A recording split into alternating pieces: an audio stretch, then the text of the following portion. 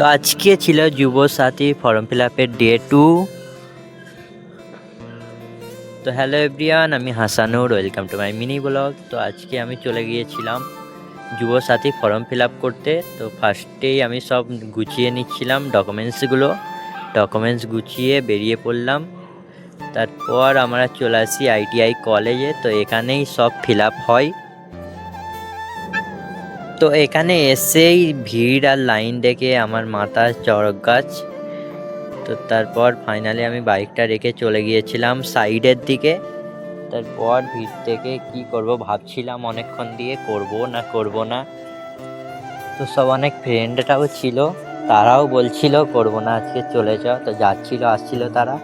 তারপর আমি চলে আসি আখের জুস খেতে। জুসটা খেয়ে মাথা ঠান্ডা করে অনেকক্ষণ ধরে ভাবলাম এসছি যখন করে নিই, যেহেতু ডেট আছে 26 তারিখ অবধি। তো আজকে আমি ভাবলাম করে নিই। তারপর একটা দাদাকে বলেছিলাম আমার ফর্মটা সংগ্রহ করে দাও। সে লাইনে অনেকটাই সামনে ছিল, আমি আধার কার্ড দিয়ে দিয়েছিলাম। তো সেই আমাকে সংগ্রহ করে এনে দেয়। তারপর আমি চলে আসি ফিল আপ করতে। তো নিজেরটা নিজেই ফিল আপ করেছি। তারপর ওইখানে টাকা নিচ্ছিল অনেকজন, টাকা নিয়ে ফিল আপ করছিল। যেহেতু আমি নিজে পারি, কেন আমি টাকা দিয়ে করব। তো তারপর চলে আসি স্যার এখানে।